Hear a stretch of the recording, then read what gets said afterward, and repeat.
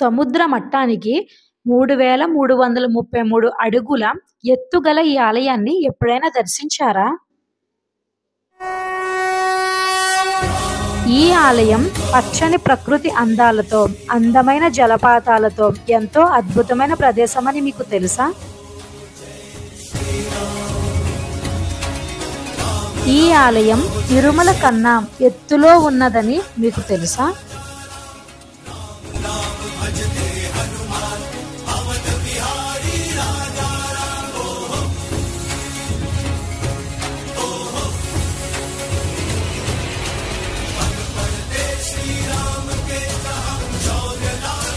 Hello everyone, welcome to Lokshita vlogs. నేను మీ భార్గవి. ఈరోజు పచ్చని ప్రకృతి అందాలతో విరజిల్లుతున్న ఒక అందమైన ఆలయాన్ని చూపించబోతున్నానండి. ఈ వీడియోలోకి వెళ్లే ముందు నా వీడియోని ఎవరైనా కొత్త వాళ్ళు చూసినట్లయితే సబ్స్క్రైబ్ చేసుకోండి. ఆల్రెడీ సబ్స్క్రైబ్ చేసుకునే వాళ్ళైతే తప్పకుండా లైక్ చేయండి. పదండి మనం వీడియోలోకి వెళ్దాం. ఈ ఆలయం ఎక్కడ ఉంది, ఎలా వెళ్ళాలి, ముందుగా మనం తెలుసుకుందాం.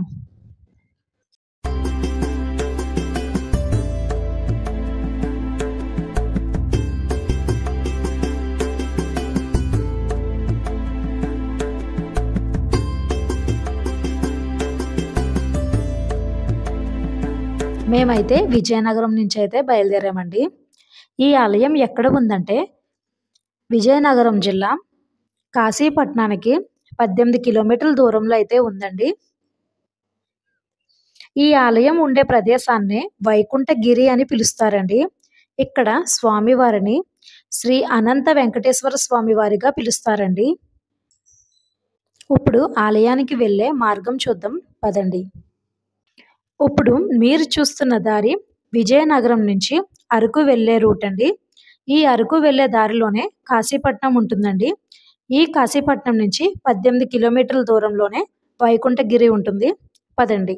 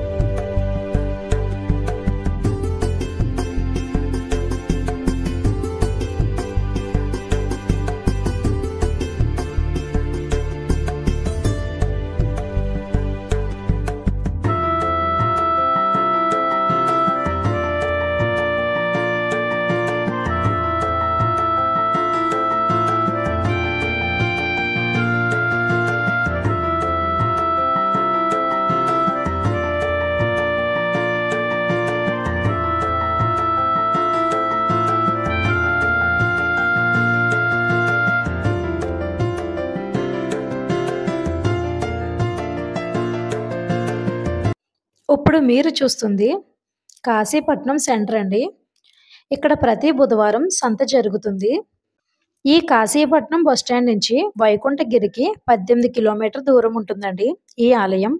ఇప్పుడు మేము వెళ్తున్నాం కదండి, ఆ విధంగా వెళ్ళాలి. పదండి మనం వెళ్దాం.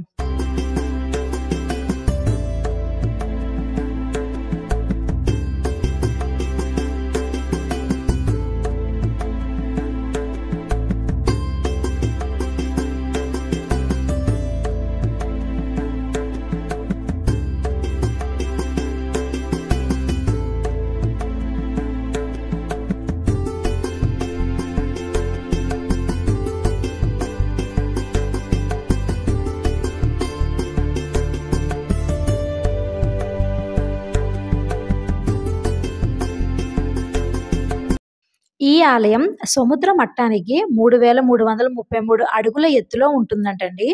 మరొక ముఖ్యమైన విషయం ఏంటంటే ఈ ఆలయం అంటండి తిరుమల కన్నా ఎత్తైన ప్రదేశంలో ఉందని ఇక్కడ ఆలయ అర్చకులు అయితే చెప్తున్నారండి. అలాగే ఇక్కడికి వచ్చే భక్తులు తమ వాహనాల మీద వచ్చేటప్పుడు అది 2 వీలర్స్ కానివ్వండి, 4 వీలర్ అయినా కానివ్వండి, చాలా జాగ్రత్తగా డ్రైవ్ చేయాలండి. కొండపైకి వెళ్ళే కొద్దీ చాలా మలుపులైతే ఉంటాయండి. మనకి చాలా ప్రమాదకరంగా ఉంటుంది. కాబట్టి చాలా జాగ్రత్తగా అయితే వెళ్ళాలి. బైక్ మీద వచ్చేవాళ్ళు బైక్ మంచి కండిషన్‌లో ఉండేలా చూసుకోండి. ఈ దారిలో వెళ్తూ ఉంటే మనకి జలపాతాలు వచ్చే ప్రదేశం అయితే కనిపిస్తుందండి. ఇక్కడి నుంచి అలా లోనకి వెళ్ళామంటే మనకైతే జలపాతాలు వస్తాయండి. మేమైతే టైం లేక మేమింకా మీకు వీడియో తీయడం కుదరలేదు. ఇప్పుడైతే మనకి టెంపుల్ వస్తుంది. పదండి చూద్దాం. ఈ ఆలయ నిర్మాణం చేపట్టి 2, 3 సంవత్సరాలు అవుతుందండి. ఇంకా పూర్తి కాలేదండి.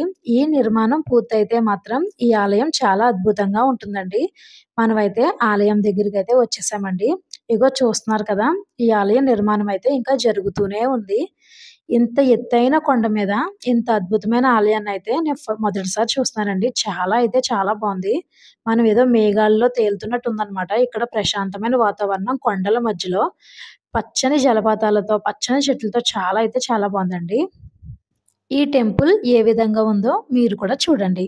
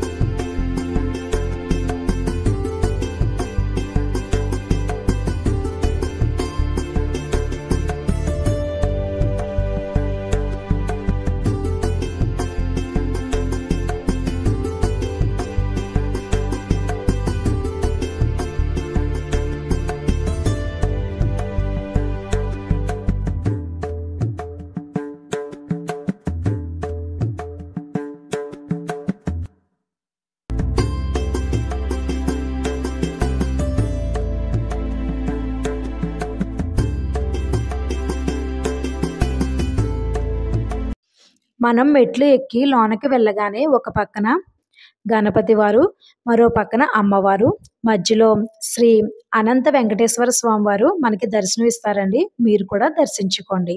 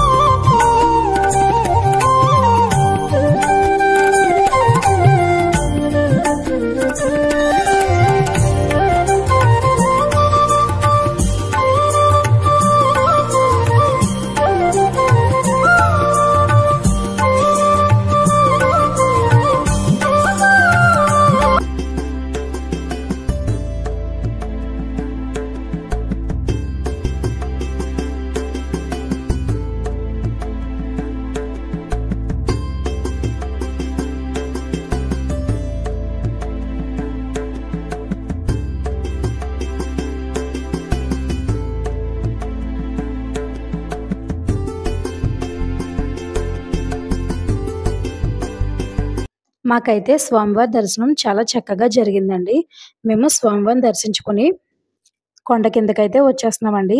ఇలా వచ్చే దారిలో మాకైతే ఒక వ్యూ పాయింట్ కనిపించిందండి. నిజంగా ఇక్కడి నుంచి మొత్తం చూస్తుంటే ఈ కొండ, ఇక్కడుండే వాతావరణం సేమ్ మనం అరకు వెళ్తే అక్కడ ఏ విధంగా అయితే క్లౌడ్స్ ఇవన్నీ ఉంటాయో సేమ్ అదే వ్యూ పాయింట్ అండి. చాలా అద్భుతంగా అయితే ఉంది. ఎవరైనా సరే అనంత వెంకటేశ్వర స్వామి వారి టెంపుల్‌కొస్తే ఈ వ్యూ పాయింట్ మాత్రం అస్సలు మిస్ అవ్వద్దండి.